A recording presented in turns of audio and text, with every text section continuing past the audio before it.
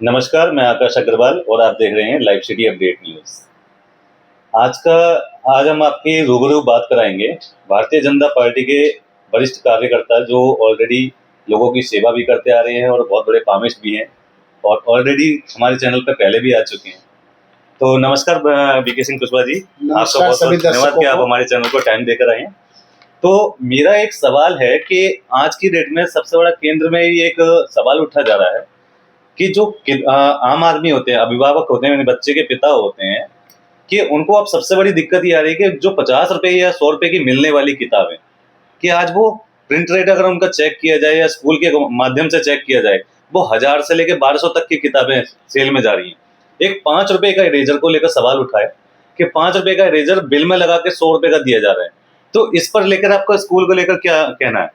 देखिए, स्कूल अब वो शिक्षा संस्थान नहीं रहा जहाँ पहले गुरुकुल हुआ करता था। जहाँ बच्चे पढ़ने जाते थे तो वहाँ से शिक्षा ग्रहण करके आते थे और संस्कार सीख के साथ साथ आते थे। लेकिन अब शिक्षा का मतलब हो गया व्यवसायीकरण। अब यहाँ व्यवसाय हो रहा है। उस व्यवसाय में 65 रुपया का जो एनसीईआरटी का बुक है वो 500-600 रुपया का बिकता है। और इसके लिए मैंने देखा 1-2 दिन पहले जो है कदम उठाया गया है यहाँ डीएम के माध्यम से। और जो है एजुकेशन मिनिस्टर हैं आपके यूपी सरकार में, नाम उनका भूल रहा हूँ मैं, तो उनके माध्यम से और गवर्नमेंट का भी कि जो अगर किताब इस तरह से सेल कर रहे हैं और जहां तक आपने बताया 5 रुपए का इरेजर 100 रुपया में बेचा जा रहा है, बिल्कुल ये सत्य है। और ये छोटे छोटे बच्चों का 5-5 हजार रुपया में अगर कोई गार्जियन उसका विरोध करता है तो उस बच्चे के भविष्य के साथ खिलवाड़ करते हैं स्कूल के लोग, और उसके खिलाफ वो लोग जो है उठाते हैं कदम और उस बच्चों का भविष्य खराब कर देते हैं। क्योंकि सर इसमें नॉर्मल परिवार और जो मध्यम परिवार है ना आज की डेट में, वो सबसे ज्यादा पिस रहा है। मुझे जो लगता है कि अभी आप सुने होंगे कि नेपाल में जो है गवर्नमेंट चेंज हुई है और वहाँ के प्रधानमंत्री अभी बिल्कुल यंग ब्लड है। तो मुझे जो लगता है कि उन्होंने क्या किया है कि कोचिंग और प्राइवेट स्कूल और तमाम चीजों को इन लोगों को बंद कर दिया, 15 दिन के अंदर बंद कर दिया जाए और जहाँ कोई खुला हुआ मिला तो उसके साथ कानूनी कार्रवाई की जाएगी। ठीक उसी तरह मुझे लगता है कि भारत सरकार को भी इस तरह का फैसला लेना चाहिए कि प्राइवेट स्कूल को ही बंद कर दे और सरकारी स्कूल चालू कर दे जिसमें बहुजन लोग पढ़ते हैं सरकारी स्कूल में। उसी स्कूल में ऑफिसर का बच्चा हो या एक भंगी का बच्चा हो या फिर राष्ट्रपति का बच्चा हो, सब उसी स्कूल में बच्चे पढ़े, तब एक समानता आ जाएगा। और यही अम्बेडकर जी भी चाहते थे कि एक समानता है। जब समानता समरस समाज में आ जाएगा तो अपने आप खत्म हो जाएगा। और शुरू से ही जब पढ़ाई का समानता समरसता नहीं रहेगा तो बच्चे की हीन भावना होगी और यही बात आ जाएगा अगरा और पिछड़ा का और स्वर्ण जाति का, यही सब बात आती है। स्वर्ण और ये पिछड़ा, क्या मतलब है स्वर्ण कहने का? मतलब भाई साहब, स्वर्ण का मतलब क्या होता है? कुछ नहीं है, गलत बात है स्वर्ण। अरे कैटेगरी बोल सकते हैं, स्वर्ण का क्या मतलब होता है? स्वर्ण गलत है बोलना, ये बिल्कुल नहीं बोला जा सकता स्वर्ण। हाँ बोल सकते हैं, जनरल कैटेगरी बोल सकते हैं, दलित कैटेगरी बोल सकते हैं, चलेगा, SC ST कैटेगरी बोल सकते हैं, OBC बोल सकते हैं, तो कैटेगरी बोल सकते हैं। तो इस तरह का जो बात है और नेताओं का जहां तक बात है तो नेता तो आपके देश में जो है इतनी सुख सुविधा पा रहा है कि नेता जो है, सच पूछिए हम भी अपने आप को नेता कहने में शर्म आती है। आपकी बात एक बीच में रोकना चाहूंगा कि आज की डेट में देखा जाए तो भारत में और नेपाल में एक डिफरेंस है कि आज की डेट में इंडिया के जो नेता हैं एक से बढ़ के फैसिलिटी है उन लोगों के लिए, पेंशन मिल रही है और आजीवन के लिए पेंशन हो जाती है उनके लिए। तो अगर मैं बात करूं कि आज के जो अग्निवीर के मतलब जवान हैं उनके लिए या गरीब जो वृद्धा पेंशन जिन लोगों की अभी बीच में बंद कर दी गई है उनकी पेंशन तो बीच में रोक दी गई, लेकिन नेताओं के लिए इतनी सर्विस क्यों है कि वो आजीवन ही वो पेंशन ले रहे हैं? तो उस पर आप क्या कहना चाहेंगे? अभी भी जो है कई देश ऐसे हैं जो पूरे दिन जो है नेता लोग अपना काम करता है व्यवसाय और शाम में पार्लियामेंट बैठता है और बैठ करके देश का अपना कार्यभार करता है और कार्य करता है। और भारत में ये स्थिति है कि आपको इतनी फैसिलिटी है कि 84,000 एक दिन, अगर एक दिन का MLA बन गया, चाहे 5 साल के MLA बने चाहे 1 साल के MLA बने, पेंशन अगर मिलेगा तो 84,200 कुछ रुपया एक दिन का उनको हर महीने का पेंशन है। बताइए कौन सा ऐसा काम कर दिया नेताजी ने? वही कि हमें तो शर्म आती है नेता कहने का मतलब होता है नेता, हमें भी खुद नेताजी लोग कहते हैं लेकिन हमें शर्म आती है क्योंकि नेताजी कहने का मतलब होता है सुभाष चंद्र बोस, गांधी जी, ये नेता होता था कि भाई अपने आप को त्याग की भावना रखता था। लेकिन अब त्याग की भावना, नेता नगरी में जाना और नेताओं का इलेक्शन लड़ना, ये प्रोफेशनल व्यवसाय पूरा खुला व्यवसाय होगा। अगर इस पे अंकुश जिस दिन लगा दे, जैसे आप चले जाइए, आप जो है आप पेंशन की बात जहां तक आपने कहा, क्योंकि सर ये भी तो पैसा सारा जो आम जनता का ही है ना, जो पेंशन लोगों को गवर्नमेंट के लिए उनकी जा रही है। बिल्कुल आपने आकाश जी सही कह रहे हैं। ये जनता के लिए अगर हित में होती तो अच्छा होता। बिल्कुल आप ये समझ लीजिए कि 84,000 एक नेता को, जो एक दिन का सांसद बना, चाहे एक दिन का एमएलए बना, अगर 84,000 एक को मिल रहा है और उसके साथ कई फैसिलिटी है, दवा का फैसिलिटी, ट्रेन का फैसिलिटी, हवाई जहाज का फैसिलिटी, फ्लाइट का फैसिलिटी, मतलब घर से निकले नहीं, सारी फैसिलिटी उसके पीछे पीछे जा रहा है। नेता ऐसा कौन सा बॉर्डर पे इलेक्शन जाकर के युद्ध लड़ रहा है भाई? जो अग्निवीर जो युद्ध लड़ रहा है उसके लिए तो कोई पेंशन ही नहीं है। जो पेंशन देना चाहिए उनको पेंशन नहीं दे रहे हैं, जिनको नहीं पेंशन देना जो उनको एकदम तत्कालीन उनका पेंशन बंद करना चाहिए और उनकी फैसिलिटी बंद करनी चाहिए। अभी चले जाइए पार्लियामेंट में या विधानसभा में, अगर इनकी तनख्वाह बढ़ाना होगा तब मेज थपथपा के तुरंत तनख्वाह बढ़ा देते हैं। और पब्लिक के तनख्वाह बढ़ाने की होगी, चाहे बुजुर्ग का पेंशन देने का होगा, तो उन लोगों को पेंशन देने में इन लोगों को पता नहीं पेट में कितना दर्द होता है कि उन लोगों को पेंशन नहीं दे पाते हैं।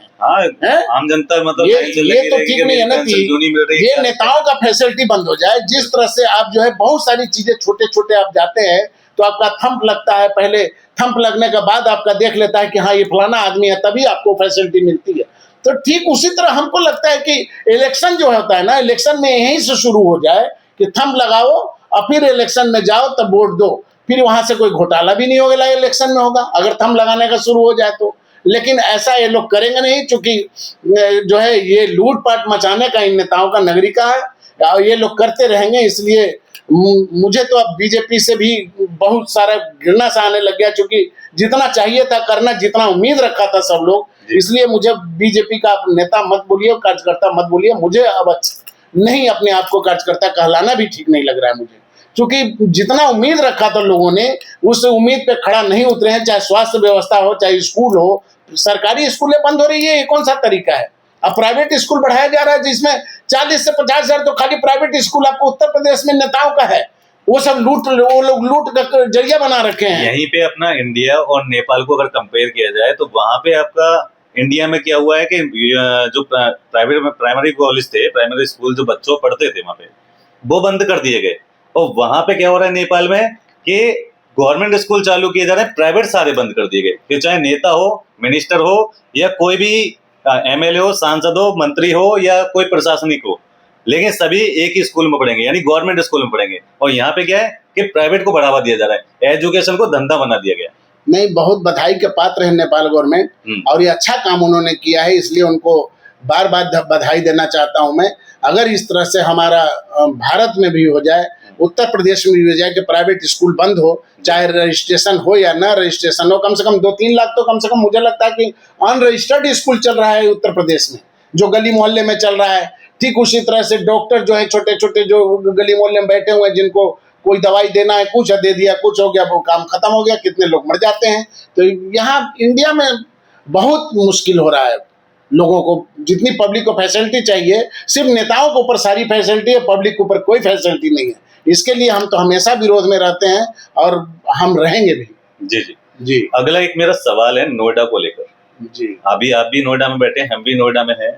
आपने 2 महीने पहले का केस सुना होगा, युवराज नामक व्यक्ति, एक जो कार से डूबा था पानी में। हाँ। यहाँ एक मूर्ति से पहले सेक्टर 150 की घटना थी।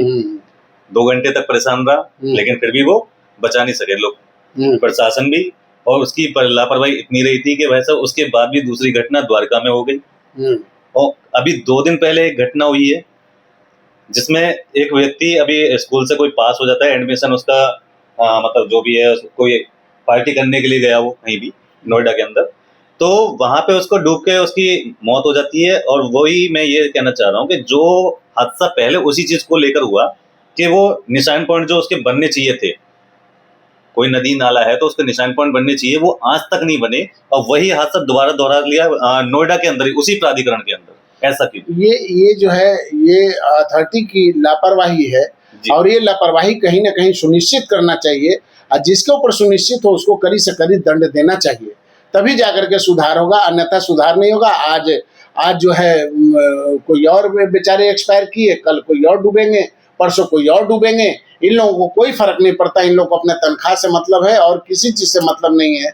जिस दिन सेवा का भावना आ जाएगा, सेवा का भावना तभी आएगा जब इसमें भ्रष्टाचार खत्म होगा। भ्रष्टाचार तभी खत्म होगा जब नेता नगरी का भ्रष्टाचार खत्म होगा, तो नीचे अपने आप भ्रष्टाचार खत्म क्या होगा। सर यहाँ पे आप एक जो मैं सवाल पूछना चाह रहा हूँ कि इंसान खत्म हो जाता है, डेथ हो जाती है उसकी प्राधिकरण की लापरवाही से, उसे मुआवजा के तौर पे जो पैसा दिया जा रहा है क्या वो उनका खुद का पैसा है? वो भी तो जनता का ही पैसा है। हाँ, वो जनता अपनी के लिए। गलती छिपाने के लिए जो जनता का पैसा यूज कर रहे हैं कि मुआवजा दे दिया गया, कल को परिवार वाले शांत हो जाएंगे, क्या उनका बेटा उन पैसों से वापस मिल जाएगा? देखिए, वो एक संतावना है। अब बाकी पैसे से कोई किसी को खरीदा नहीं जा सकता, ना पैसे से वो बच्चे वापस आ सकता है। एक संतावना है, दिल की एक वो है कि संतावना देना कि भैया हम आपके साथ हैं। लेकिन ये इस तरह की घटनाएं ना हो, इस तरह के इन जितने भी बड़े बड़े ऑफिसर हैं, इन लोगों को बैठ करके मंथन करना चाहिए और इस पे सीरियस होना चाहिए। इसमें हर जगह गवर्नमेंट और हर जगह सत्ता थोड़ी जाकर देखता रहेगा, सीएम थोड़ी जाकर देखता रहेगा। ये तो नेताओं का, ये तो ऑफिसर का काम है कि देखता रहे अपने अपने क्षेत्रों में। अगर नहीं देखता है तो उसको डिसमिस करना चाहिए, ऐसे लोगों को सस्पेंड कर देना चाहिए। बिल्कुल इन लोगों को नौकरी से बर्खास्त करना चाहिए ऐसे लोगों को। तो सर ऐसे वो अपनी नौकरी छिपाने के लिए या गवर्नमेंट का जो पैसा ये यूज कर रहे हैं वो गवर्नमेंट का अपना पैसा नहीं, वो जनता का पैसा है। वो जनता का टैक्स का पैसा है, इनका खुद का पैसा नहीं है। ठीक है, बिल्कुल।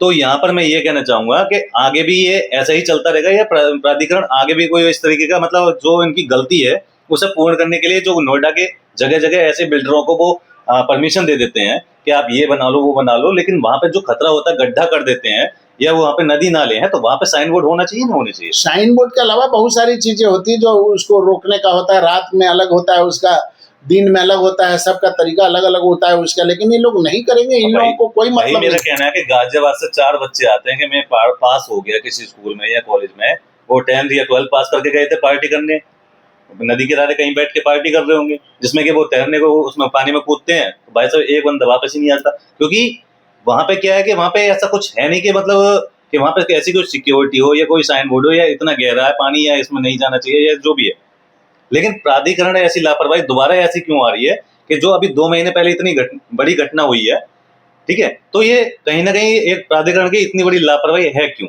नहीं, ये जो है ना, ये गवर्नमेंट की थोड़ी देर के लिए लापरवाही इसलिए कहेंगे हम। अगर गवर्नमेंट इसके ऊपर सख्त हो जाए और 2-4 को डिसमिस कर दे तो अपने आप ठीक हो जाएगा सब। लेकिन सजा लचक है, इसलिए सजा होती नहीं है, इसलिए लोग लापरवाही करते रहेंगे।